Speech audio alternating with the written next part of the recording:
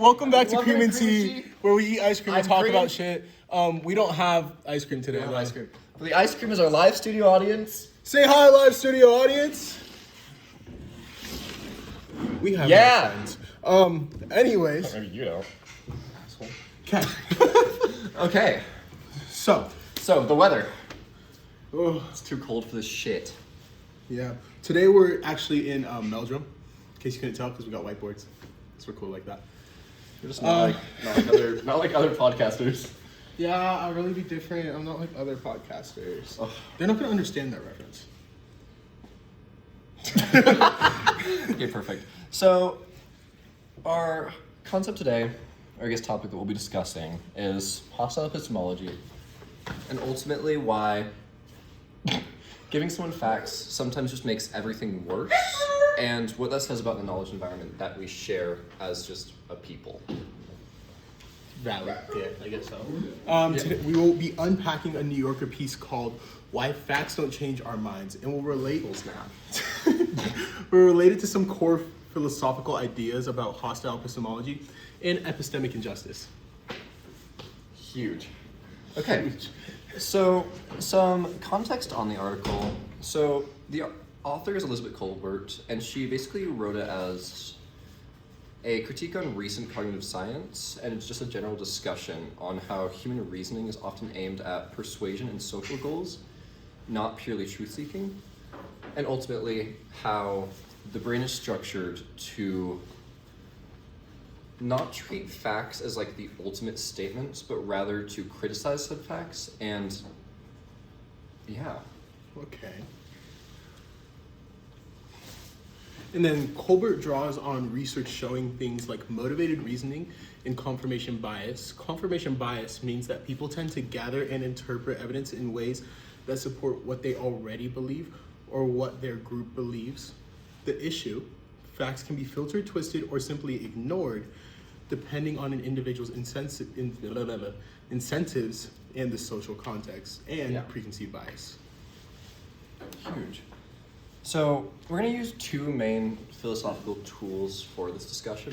So the first is Miranda Fricker's idea of epistemic injustice, which is generally how people can be unfairly credited as knowers, which is a concept we discussed in detail in the first episode of our podcast. So absolutely feel free to take a look at that if you are confused on the topic or just like a little more information on it. And the second topic that we'll be discussing is hostile epistemology, which is just a broader lens that looks at how environments exploit human cognitive limits and like how they believe facts and truth. So, let's define this plainly, shall we? Hostile epistemology is a term that describes parts of our information environment, like social media algorithms, echo chambers, or well-packaged conspiracy theories, that exploit how our minds work and push us away from truth. T. Nguyen's concept, I probably butchered that, by the way, so sorry, Kara.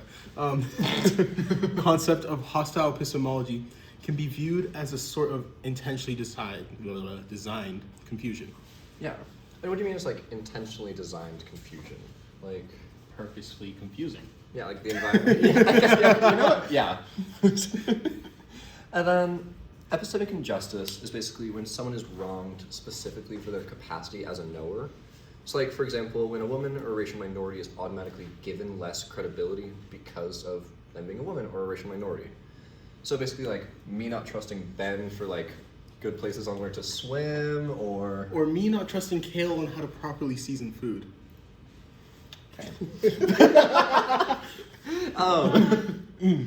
Anyways. So Fricker splits this into testimonial injustice, which is basically you not being believed, and hermeneutical injustice, which is where you lack the concepts to make sense of your experience. So like testimonial injustice would be like Ben telling me, oh, we should go to the Cottonwood Heights pool, and me saying, you have literally no clue what you're talking about. And then hermeneutical injustice would be like Ben telling me I don't know how to season, but it's because I don't have the proper access to cooking materials because I'm in a low-income background. You classist prick. So, this leads to both moral and epistemic harm on the speaker and the receiving party. Yeah, absolutely. And then so put together, a hostile environment can create or amplify epistemic injustices. For example, when a community trusts misinformation from one source and routinely discounts the testimony of others, especially marginalized voices, that's not an accident. Wow, my glasses are like not working today. That's not an accident. Structural forces and design choices often produce these outcomes, in many cases intentionally. Yeah. And then, so the article has a very clear, I guess, story that illustrates this theory. So she gives us cognitive science reasons why facts just fail to persuade people against their prior beliefs. And ultimately, this matters beyond psychology because if our environment like stacks the deck, so like loud voices, rapid sharing, reward systems for anger, then even well-intentioned truth-seeking is overwhelmed and ultimately punished. And that's the hostile part. And that's a strategy widely used by far-right political figures such as Nick Fuentes, Alex Jones, Charlie Kirk, and Ben Shapiro. I guess previously used by one of those figures, but Okay. my bad. I feel like this camera angle makes us look short. Do we look short? You always look short. Ow. Here are some concrete mechanisms mentioned by the article that are very relevant to this issue. Heuristics and shortcuts. We rely on quick cues rather than deep evaluation to make decisions and analysis. Hostile environments amplify the use of these cues. Echo chambers and confirmation loops. Platforms and social groups give repeated confirmation, making beliefs resistant to counter evidence. Good job. Thank you. Credibility distortions.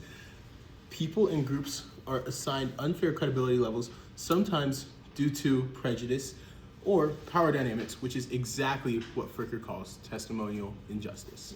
Do you have like a good example of like a heuristic that could lead to issues? Like, I don't know, like you go to a Vietnamese restaurant and you see like 10 white guys behind the counter. I feel like you're immediately gonna assume this food's about to suck. I mean, honestly, yeah, I think that's an amazing example. I mean, just like the same way where like if I were to walk into a soul food restaurant or something like that, and like, I don't know, if I walk in there and I see solely white people behind the counter, I'm going to feel like, oh, this food isn't going to be that great. Yeah. Yeah, and is that harmful? It could be, yes. It could be. I think it has potential to be. Yeah, I think it absolutely could be harmful. And I think that just that preconceived, like that bias, I'm like, oh, they're not going to know how to cook correctly. I think that is honestly just genuinely harmful. I definitely agree with that, yeah. And so like, we have a really concrete example of the situation too that we wrote out. So like, picture two people. One hears like a trustworthy scientific claim, but their community leader says the opposite. So the listener will often trust the leader because that preserves like community bonds or identity. So the fact loses regardless of its efficacy. It's like that social pressure and desire to maintain homogeneity in a hostile environment, or I guess is a hostile environment feature. Yeah, definitely. So. Yeah, do you want to play Dr. Lee or the woman? We'll be back momentarily, folks. Why do you even want the vaccine? Like, you want autism or something? Just go take Tylenol. Dr. Lee, every article I read and every news source says that vaccines are safe. I read something different from my Facebook group. They said the trials were rushed. I don't trust your experts. Okay, but all of the data shows that the trials were rigorous. Of course you trust your experts. What, you go to Westminster University or something? I trust my experts, and they are much, much better. Hashtag Facebook, hashtag anti-vax. Who are your experts? We're back. How's it going? So, ultimately, this prior exchange shows two things. So, testimonial injustice because Dr. Lee is less willing to accept my testimony because of perceived social distance, and an environment where alternative sources, so fortune cookies, are readily available and socially reinforced. Which this is just a textbook example of hostile epistemology. And notice, simply repeating data to Dr. Lee rarely helps, regardless of whether or not the data is a fact. It is not a fact to Dr. Lee. You often need strategies that address trust and social identity, not only information. Colbert's point about the limits of reasoning lines up with that facts alone are insufficient in the face of deeply rooted false beliefs. So should I put like links to New Yorker articles and like fortune cookies, or how would you recommend that? I mean, I wouldn't say exactly fortune cookies, but yes, I think that is a great idea. Just not fortune cookies specifically. Yeah. Anyways, Fricker's epistemic injustice helps us see why the dynamics above are morally troubling. They're not just epistemic failures. They're wrongs inflicted on people's capacity as knowers. When certain voices are routinely discounted, that creates social harms that are epistemic and ethical at once. Could you say that with my distrust in your sources, could that also be like testimonial injustice? I mean, that's a hard one because in this scenario, I'm supposed to be like an actual professional doctor, obviously got my degree in that field. Yeah. However, I mean, if you're coming in with a preconceived bias that because of who I am, if I'm, let's say, I'm playing an Asian doctor, if you come in thinking that Wait, because you I'm are? Asian, because I'm I didn't Asian. realize that, but sorry. If you're coming in thinking that because I'm Asian that there is some lack of education for any sort of reason, then I believe that is, yeah. Okay, no, that's actually a good point. Yeah. And then so, Nguyen's framing of hostile epistemology kind of broadens the picture. It asks like, what features the environment? It's like interface design, reputation systems, reward structures, like actively make knowledge harder to obtain. So like if you don't have access to like traditional sources, like if you only have, I don't know. Don't say it. Don't say it. His point is that some environments are just functionally adversarial to truth because they exploit our cognitive biases. And that just explains why simple like more facts policies just fail to convince people otherwise. Yeah. So, by combining the two, Fricker gives an ethical diagnosis of harms done to people as knowers. I'm just going to say T.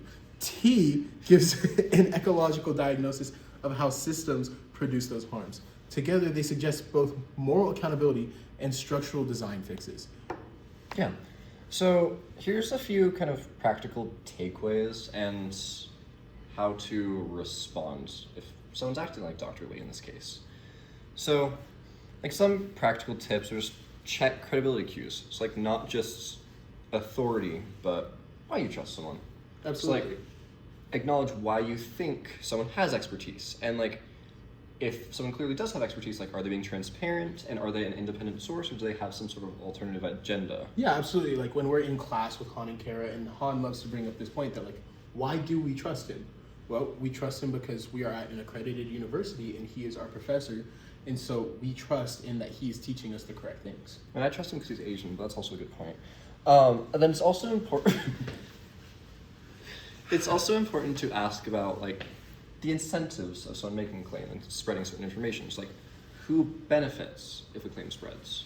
Yeah, absolutely. And then I think it's also important that we choose our environments, right? So we're going to want to surround ourselves with not just like-minded people, because if we surround ourselves with solely like-minded people, then we're going to end up creating our own little like echo chamber at a certain point.